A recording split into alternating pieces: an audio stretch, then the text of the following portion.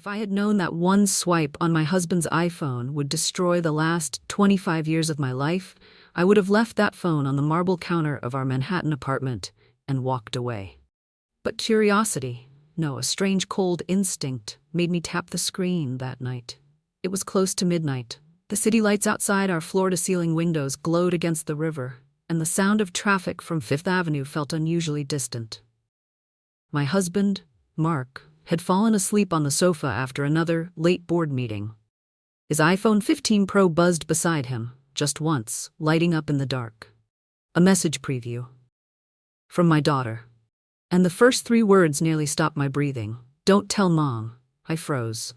My daughter Chloe was 30 years old, married, and lived 20 minutes away in Brooklyn Heights. We were close. Close enough that she had no reason to hide anything from me. So why would she text my husband like that? And why at midnight? A sharp ache stung behind my ribs. I picked up the phone. Mark's Face ID was sleeping, literally 2 feet away. I held the phone in front of his relaxed face. It unlocked instantly. My hands trembled. I didn't go looking for trouble. I only meant to check the notification. But what I saw when the message opened, Dad, I can't keep lying for you. This is too much. She deserves the truth. My knees buckled, and I gripped the counter to keep myself standing. Dad? Lying? Truth? I scrolled. And that's when the ground beneath me shifted. Message after message. Weeks, months. Conversations between my husband and my daughter behind my back. Discussions about keeping me calm, controlling the timing, protecting the family image, dealing with paperwork, not letting me know yet. Paperwork, timing, what truth? I felt the room spin, like the Manhattan skyline outside was tilting. My breath grew thin, my hands were cold. One message stopped my heart altogether. Dad, if Mom finds out you used my name on the documents, I'm done covering for you. Documents? Used her name? What had they done? My throat burned as I kept reading. Farther down, a message from Mark. It's better she never knows. She's too emotional. She'll fall apart. I clapped a hand over my mouth to keep from crying out. Emotional? Me? The woman who raised his daughter, who paid half the mortgage, who cooked every Thanksgiving dinner, who stood by him through layoffs, illnesses, and every one of his big career phases. He called me emotional? He thought I would fall apart? My chest shook with something between grief and fury. Behind me, Mark snored softly, as if the world was perfectly fine. As if he hadn't just cracked my entire life in half through those messages. I scrolled one last time, one final message from Chloe. Dad, I hate this. I really do. But you started this mess, not me. My breath shattered. Started what? What mess? My daughter, my only daughter, sounded scared and angry and complicit. Something hot and bitter rose up inside me. Not just betrayal, not just fear. Humiliation. The kind that sinks into the bones of a woman my age. The kind that reminds you how easily your entire family can turn you into a fool when you least expect it. My hand shook as I set the phone down. And then, the apartment door clicked. Someone was entering. I turned toward the hallway, heart pounding, tears stinging my eyes, just as I saw the silhouette step inside. And it wasn't Mark. He was still sleeping behind me. It was my daughter. Chloe stood in the doorway, coat still on, breath visible in the cold air, her eyes widening the second she saw the phone in my hand. She whispered, barely audible, Mom, you weren't supposed to see that. Mom, please, put the phone down. Chloe's voice cracked as she stepped into the apartment and closed the door. A trace of cold hallway air followed her in. I didn't move. Behind me, Mark's soft snoring buzzed from the sofa. His feet were still propped on the edge, next to the MacBook Air he'd abandoned open on the coffee table. I held up his iPhone. Do you mean this phone? I asked, my voice unfamiliar, too calm, too sharp. Or the lies on it. Color drained from her face. Mom, it's not what you think. I laughed once, short and harsh. Then help me out, sweetheart, because what I think right now is that my husband and my daughter have spent months talking behind my back about some truth I'm too fragile to handle. She swallowed. For a second, she was my little girl again, caught after curfew. Let's go to the kitchen, she whispered. I don't want to wake him. Oh, trust me, I said. He's been asleep for years. We moved into the kitchen, the under-cabinet lights casting a soft glow on the marble. The city burned quietly beyond the windows. My reflection in the glass looked older than I felt, silver streaks in my hair, faint lines around my mouth. Chloe sat at the island, shrugging off her coat. I remained standing, phone in hand. "Start talking," I said. "All of it. No edits." She glanced toward the living room. "This wasn't supposed to happen like this." "How was it supposed to happen?" I snapped. "Were you going to invite me to brunch and tell me my life is a joke over avocado toast?" Her mouth trembled. "I'm trying to protect you." Those words again, protect. As if I were some fragile glass figurine. "From what?" I demanded. "From the fact that your father has been lying to me? From the documents he signed with your name on them? From whatever mess you texted him about?" Her eyes flooded. She pressed her fingers to her lips, shaking her head. "Mom," she whispered, "if I tell you, there's no going back."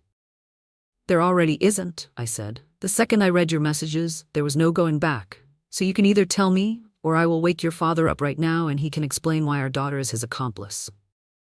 A tear slid down her cheek. "I never wanted to be his accomplice," she said. "I just didn't know what else to do." Under all the betrayal, she looked terrified. I softened my voice. "Chloe, look at me." She lifted her eyes. "You trusted him," I said, "and you thought I couldn't handle the truth." "It's not that," she whispered. "You're stronger than both of us. That's the problem." I blinked. The problem? She exhaled a shaky breath and pulled something from her bag, a thick yellow envelope worn at the edges, my name written on the front in my husband's handwriting. My stomach dropped. "What is that?" I asked. "It was supposed to be given to you next week," she said. After certain things were finalized. Dad made me promise." "Finalized?" My voice came out thin. "What things?" She slid the envelope across the island toward me. Her hands were trembling so hard the paper rustled. "Mom," she said, voice breaking, "before you open this, you need to know something." She paused, as if choosing between loyalty and survival. Then she whispered the last thing I expected to hear from my own daughter's mouth.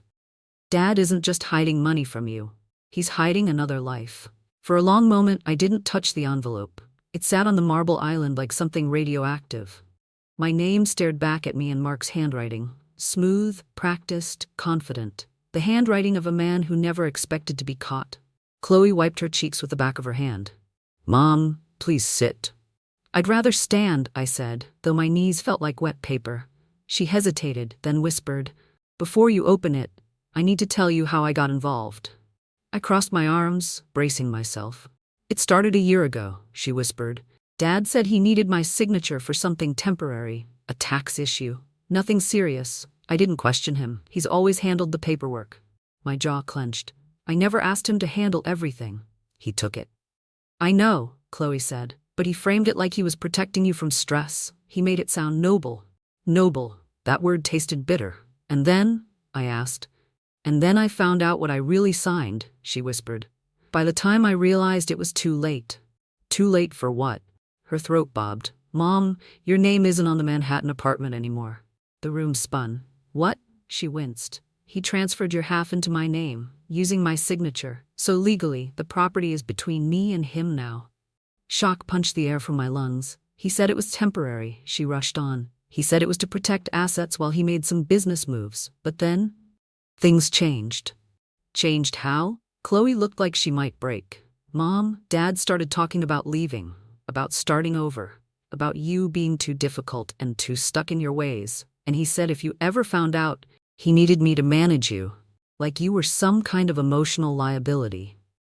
Tears stung my eyes again, but this time not from sadness, from pure, rising rage.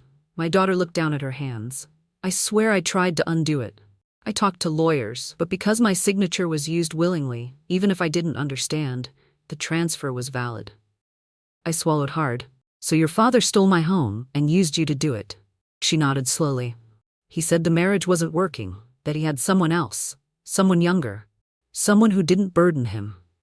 A wave of nausea rolled through me. Someone else. Another woman. And I had been worrying about why he was tired at night. I grabbed the envelope before I lost my nerve. "What's inside?" I asked. Chloe stared at it like it contained a bomb. "Proof. His plan. Everything he didn't want you to see until next week." I tore the flap open with shaking hands. Inside was a stack of printed emails, contracts, and bank statements clipped together with a gold binder clip. On top was a typed letter, cold, formal, clinical. My eyes scanned the first lines. Angela, I hope you understand this decision has nothing to do with our history. I need freedom to pursue what feels right for my future. I stopped reading. Freedom, future, history, all the words a coward uses to dress up selfishness. I flipped the page. Attached was a draft divorce agreement, dated for next Tuesday, removing me from almost everything. The apartment, the savings, even the lake house in upstate New York. Everything, except one thing, a monthly stipend labeled emotional adjustment support. My blood boiled. Emotional adjustment? Like I was some elderly widow who needed charity? I slammed the papers onto the counter. Chloe jumped. He planned to hand this to me, I said hoarsely, while stealing 25 years of my life. Mom, she whispered, but I wasn't looking at her anymore, because a new detail caught my eye, something worse than the rest. Buried in the paperwork, under a line of legal text, was a woman's name. A name I recognized, a name that shouldn't have been there.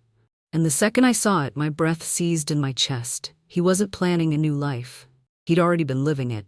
For a moment, I thought my eyes were playing tricks on me. The kitchen lights hummed softly, the Manhattan skyline shimmered beyond the glass, and the name on the page seemed to pulse, like it was alive, taunting me. I whispered it out loud, barely breathing. Marissa Collins. Chloe's head snapped up. Mom, you know her? Know her? I almost laughed. Marissa wasn't some mystery woman. She wasn't a stranger. She wasn't a coworker or a gym trainer or a conference fling. She was my friend, my Pilates partner, my occasional brunch companion, the woman who had once helped me pick out a birthday gift for my husband at the Tiffany store on Fifth Avenue. She was in my home. She had sat at this kitchen island. She had talked to me about emptiness, loneliness, and her new business ventures. And all this time, she had been living a second life with my husband. I pressed both palms onto the marble to steady myself. You should have told me, I whispered. Chloe's face twisted with guilt. Mom, I didn't know it was her. Dad never said the woman's name. I swear. The betrayal didn't just sting, it sliced. How long has this been going on? I asked. Chloe inhaled shakily. From the texts, at least a year. A year. While I was planning our 25th anniversary trip. While I bought him a Mont Blanc pen engraved with his initials. While I confided in Marissa about feeling disconnected from Mark. I felt sick. Anger rolled in like a storm. Thick, hot, unstoppable. Mom, Chloe whispered. There's more. I turned slowly. More? She slid her phone across the counter. I saved this before Dad deleted his thread with her. My heart hammered as I unlocked her screen. There, in the thread, was a message from an unknown number, clearly Marissa's, sent just a few hours earlier. Tomorrow everything changes. I can't wait for our new place in Santa Barbara. I booked the flights. Don't forget the documents. Santa Barbara. A new place. Flights. He wasn't planning to leave me. He was planning to leave the state. My pulse throbbed in my ears. He was going to disappear. Chloe sobbed softly. I didn't know about the move until today. I came here to warn you. That envelope wasn't supposed to be opened yet, but Dad said he'd handle everything before the weekend. Before the weekend. It was already Thursday night. I steadied myself against the counter as the weight of everything settled onto my shoulders. My husband was going to empty our accounts, steal my home, throw me a monthly emotional adjustment support, and run away with my friend. I had given 25 years of my life to a man who saw me as an obstacle to his freedom. I closed the envelope with trembling fingers. Get your coat, I said quietly. Chloe froze. Mom? We're waking him up. Her breath caught. Now? Yes, I said, before he gets the chance to slip out again. I marched toward the living room, my bare feet silent against the hardwood floor. Chloe followed behind me, wiping her tears, taking shaky breaths. Mark was still asleep on the sofa, one arm flung across his chest, the television remote on the floor beside him. His MacBook Air glowed faintly with an unfinished spreadsheet, another lie dressed as responsibility. I stood over him. Mark, I said sharply. He didn't move. Mark. Louder, he stirred, eyelids fluttering. I was ready, angry, hurt, humiliated, but ready. But before he opened his eyes fully, Chloe grabbed my arm with sudden panic. Mom, wait, I turned to her. Her face had turned ghost white. I forgot to tell you, she choked out. Dad isn't alone in this. He had help, and it's someone you'll never suspect. For a moment, I couldn't breathe. Chloe's fingers tightened around my arm, her eyes wide with a fear I hadn't seen since she was a child waking from a nightmare. I steadied my voice. What do you mean? He had help? She swallowed hard. Mom, Dad didn't pull off all the paperwork alone. Someone guided him. Someone he trusted. Someone you trusted. My stomach tightened. Who? Before she answered, Mark groaned and shifted on the sofa, blinking into the dim room. His eyes opened halfway. He looked disoriented, confused, until he saw me holding the envelope. His face went pale. I didn't give him the chance to speak. You've been busy, I said coldly. Mark sat up slowly, rubbing his temples. This isn't. Don't lie. I snapped. Not tonight. Chloe stepped back, letting us face each other. Mark straightened his posture, searching for the calm, polished voice he used in boardrooms. But it cracked anyway. You weren't supposed to see that until next week. Next week? I repeated. When you served me with divorce papers and disappeared to Santa Barbara with Marissa?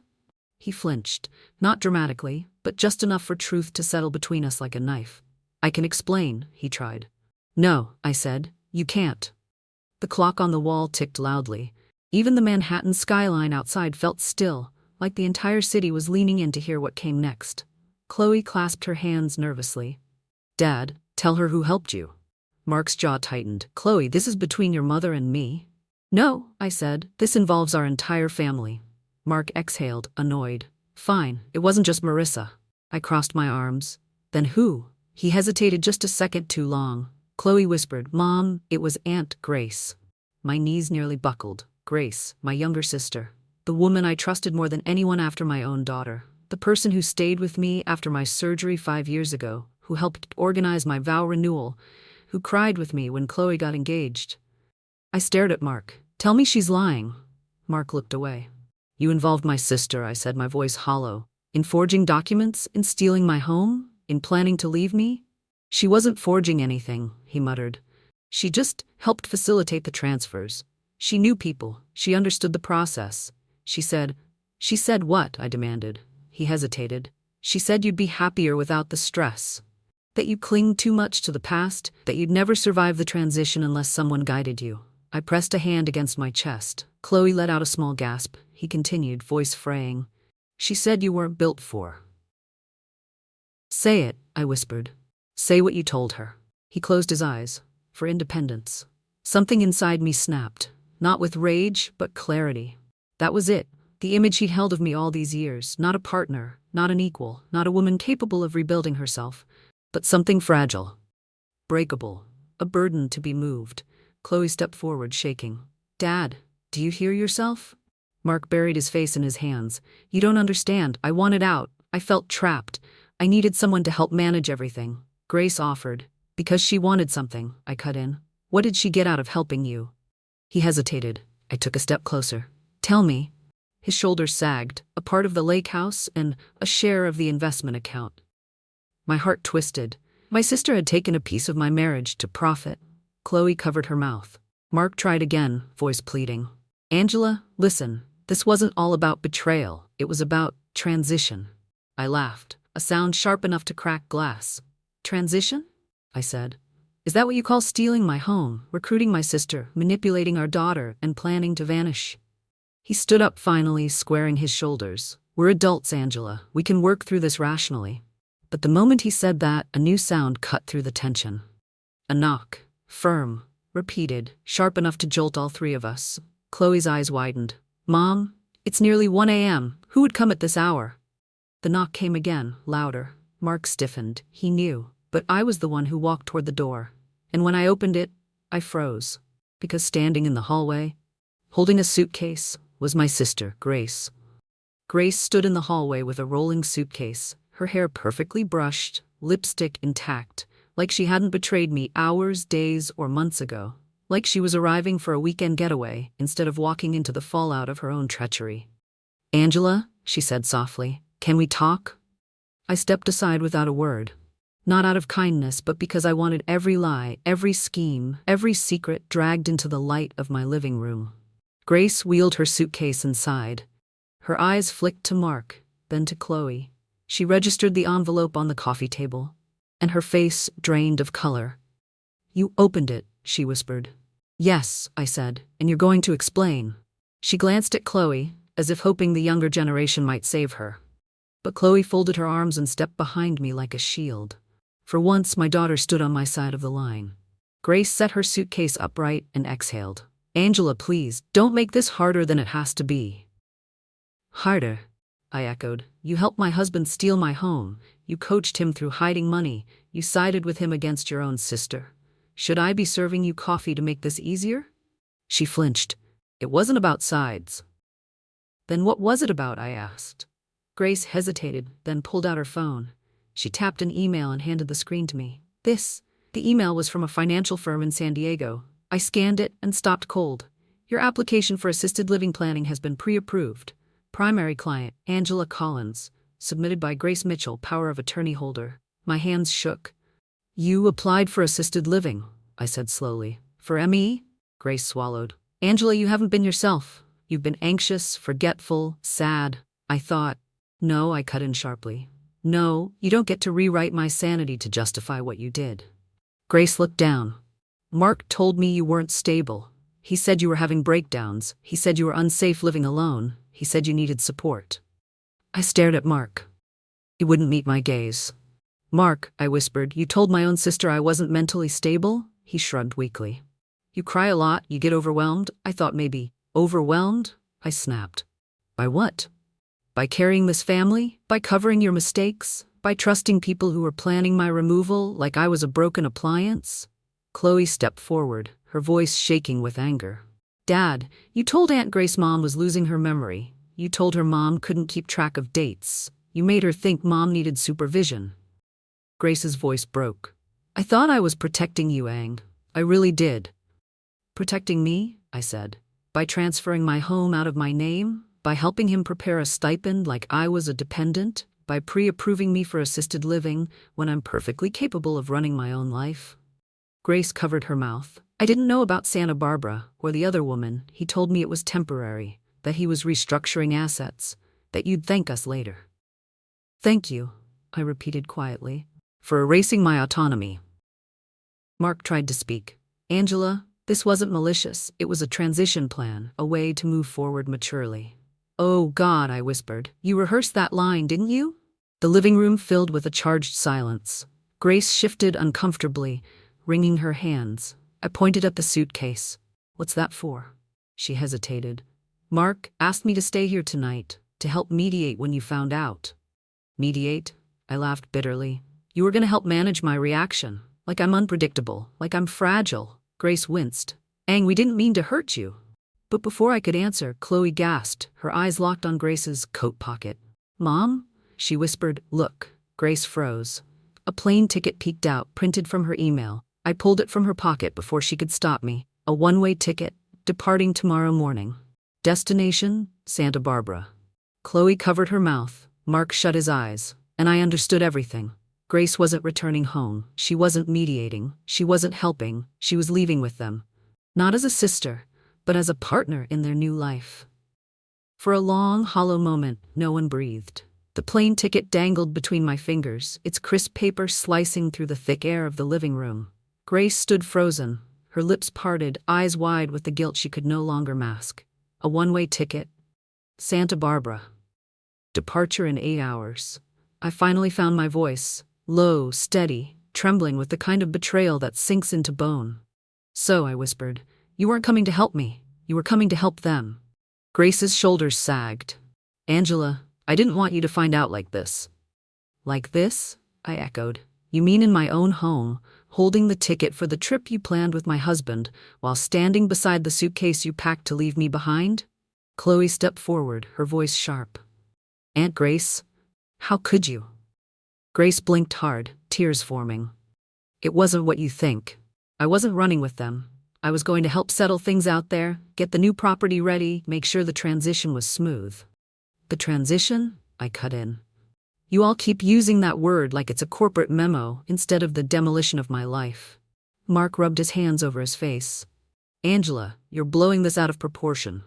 That did it. Something hot and volcanic erupted inside me. I took one step toward him. Out of proportion? You transfer my home, hide assets, manipulate my daughter, involve my sister, plan to move across the country with your mistress. And you try to put me in assisted living like I'm some fragile old woman who needs supervision. And now you tell me I'm overreacting? Mark's jaw tightened. You've been emotional lately. A humorless laugh escaped me. I wonder why. Grace reached out as if to touch my arm. Ang, please. I just wanted what was best for you. You've been alone a lot. You seemed overwhelmed. I thought maybe you'd do better with... With what? I snapped. Scheduled meals, group activities, a color-coded medication chart. She lowered her head. I turned my attention to Mark. Tell me, who was going to break the news to me? You? Or were you both going to leave a letter on the counter like I'm a dog being rehomed? He inhaled sharply, annoyed but trying to hide it. We were going to talk to you after the paperwork. After you secured the apartment, the accounts, and your little coastal love nest? His silence was answer enough. The clock ticked, a horn honked far below on Fifth Avenue. Somewhere in the apartment the heating system clicked on. And then, something in me shifted. I felt it, the moment a woman stops begging for truth and starts preparing for war. It was a cold, quiet clarity. Not rage, not tears, something steadier, more dangerous. I turned to Chloe. Sweetheart, get my purse. She blinked. Mom? Please. She hurried down the hallway. Grace frowned. Ang, what are you doing? I didn't look at her. Something I should have done the moment I read those messages. Mark straightened, growing nervous. Angela, let's calm down. I ignored him. Chloe returned with my purse, confused but obedient. I opened it, pulled out my iPhone, and unlocked it with shaking fingers. Then I said the sentence that made Mark's face drain of every ounce of color. I'm calling my lawyer. He stepped forward. Angela, don't. We can settle this privately. No need to get outsiders involved. Grace nodded quickly. She's right. Don't escalate. But I'd had enough. No, I said, lifting the phone to my ear. This ends now. You've both done enough in the shadows. Time for everything to come into the light. Mark lunged forward. Angela, stop. I took a step back. Touch me, and I'll add harassment to the list. He froze. The phone rang once, twice. Then a voice answered groggily. Hello, Angela? I inhaled deeply. Michael, I need you. Now. It's an emergency. Mark's face collapsed. He knew exactly what that meant. And for the first time that night, I felt power return to my body. Michael showed up faster than I expected. 15 minutes after my call, the buzzer rang. The hallway camera showed him standing there in a black overcoat, hair messy, holding a leather briefcase he clearly grabbed on instinct. He wasn't just my lawyer. He was my oldest friend from college, and the one man Mark had always been quietly insecure about. When he stepped into the apartment, the air shifted. Not dramatically, but enough that Mark straightened his spine and Grace subtly backed away from the center of the room. Michael scanned the scene. The envelope on the table, the tense stances, Chloe's puffy eyes, Mark's clenched jaw, Grace's suitcase still standing accusingly by the door. Then he looked at me. His voice softened. Angela, what happened? I handed him the stack of papers. This. He skimmed the first page, then the second, then the contract. His expression tightened with every line. Unbelievable, he murmured. This is coordinated fraud, transfer of property through misrepresentation, abuse of power of attorney, asset concealment, coercion. Grace stepped forward anxiously. It's not that simple. Michael cut her off sharply. Grace, this is a crime. Let's not sugarcoat it.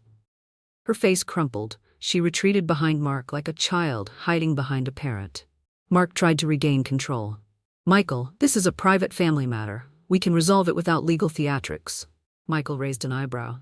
You tried to put your wife into assisted living, Mark. Against her will, using falsified emotional assessments and improper POA filings. This is way past family therapy. Chloe let out a shaky sigh, relief mixed with vindication. Mark bristled. Angela is emotional. She's not thinking clearly. This is why Grace and I... Stop, I said. Stop blaming my emotions for your greed. Michael nodded approvingly, then turned to Mark, voice firm. Here's what's going to happen right now. You will sit down. You will not touch your phone. You will not attempt to contact anyone. And you will not leave this apartment. Mark scoffed. You can't control what I...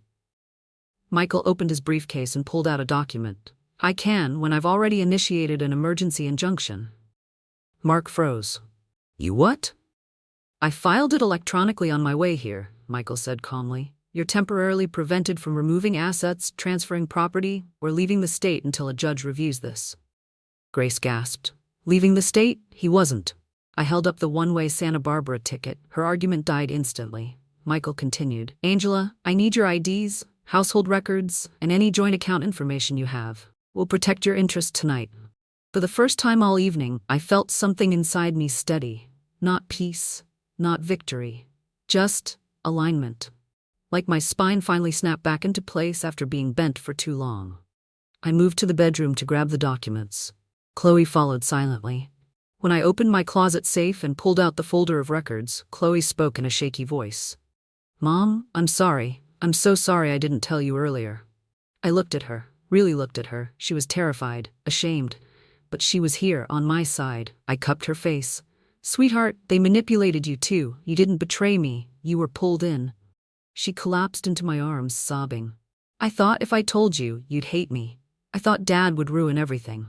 I held her tightly. The only thing ruined tonight is his facade. When we returned to the living room, Michael was mid-sentence. And if you attempt to destroy evidence, I'll escalate this to criminal charges. Mark sat stiffly, hands clenched, jaw tight enough to crack a tooth. Grace looked like she'd aged 10 years in 10 minutes. I handed Michael the folder. He took it, opened it, glanced inside, then nodded decisively. Good, we have leverage. Mark exploded. Angela, you're throwing away 25 years.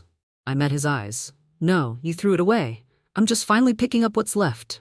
And for the first time in 25 years, he had no answer. The apartment felt different now. Like the walls themselves were listening, absorbing every lie that had finally been dragged into the light. Mark sat rigidly on the sofa, Grace beside him, her suitcase like a silent confession. Chloe hovered near me, arms wrapped around herself.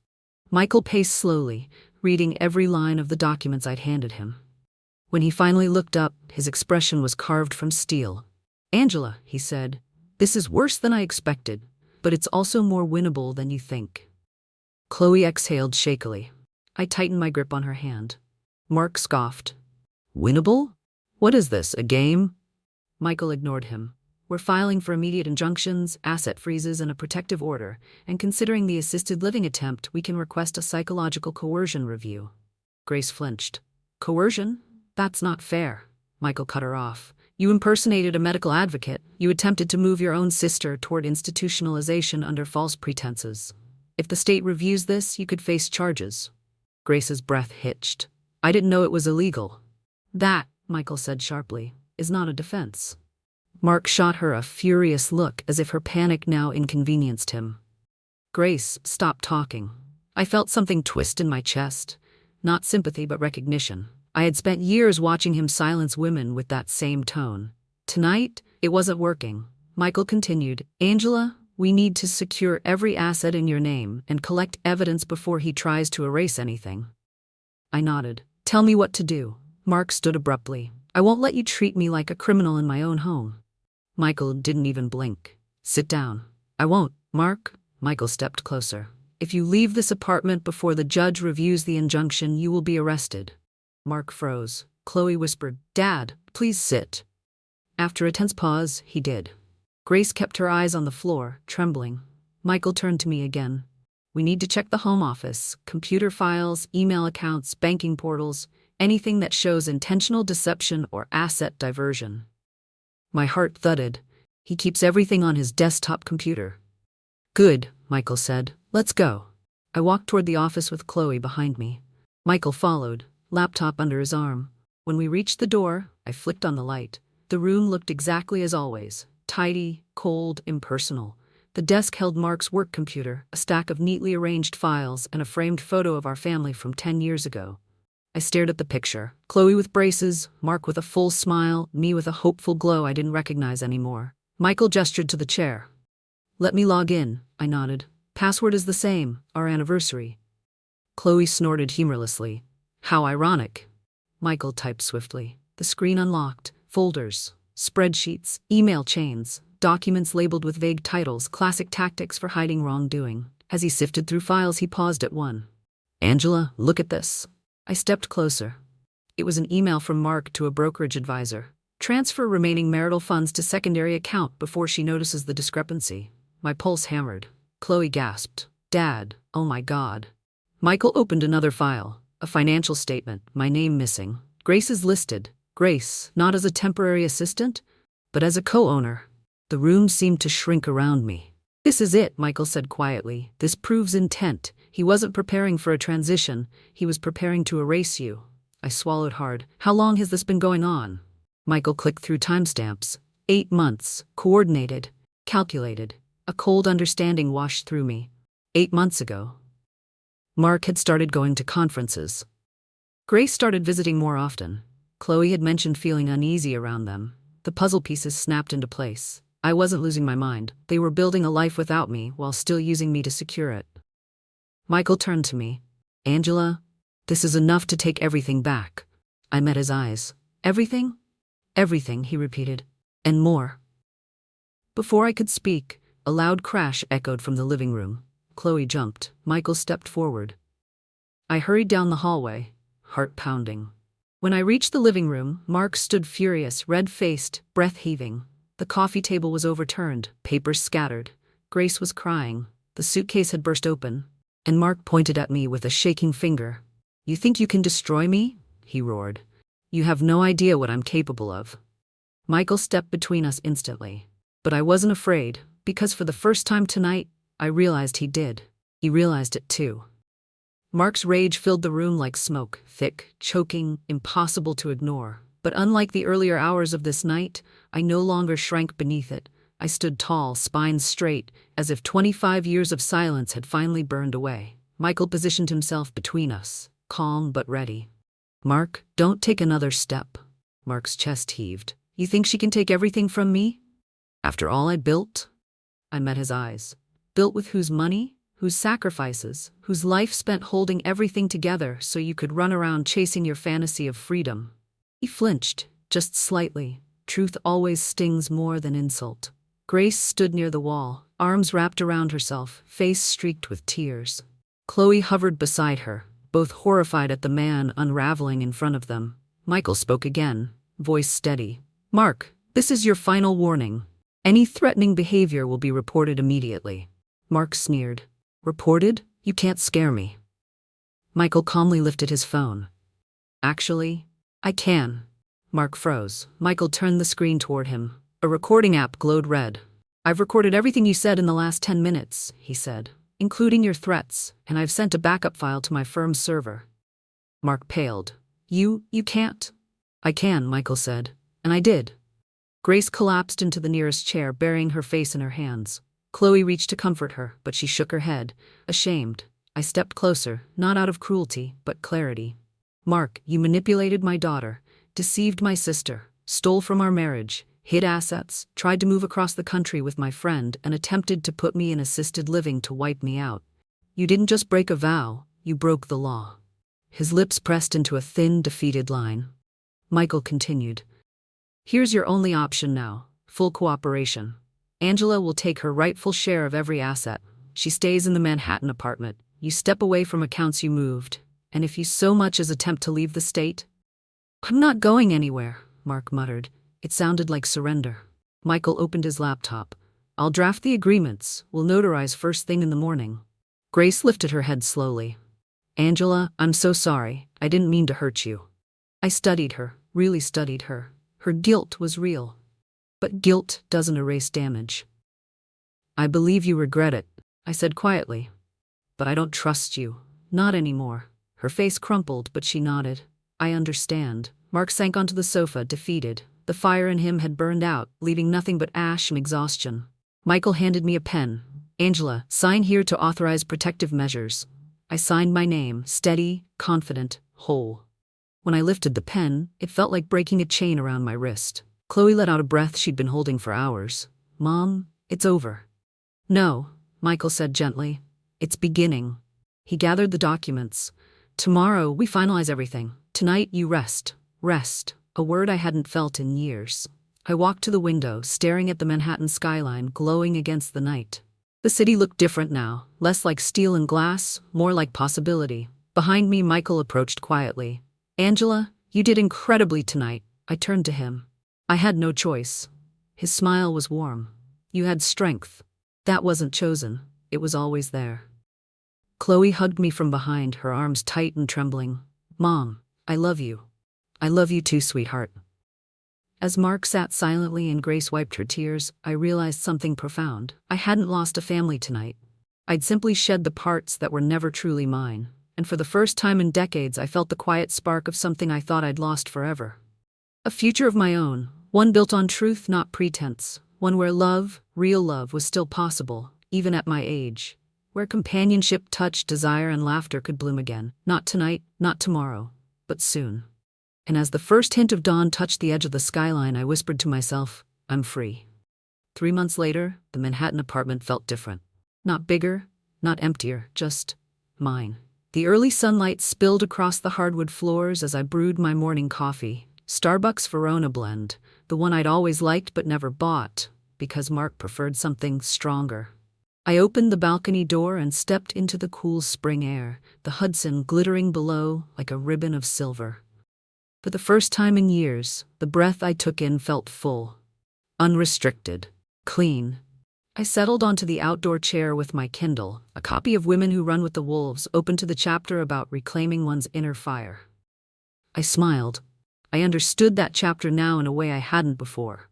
Chloe visited every weekend. She was healing too, learning to forgive herself, learning that loyalty doesn't mean self-sacrifice. Grace had written me a long letter. I kept it tucked away. Forgiveness wasn't a door I could open yet, but maybe one day.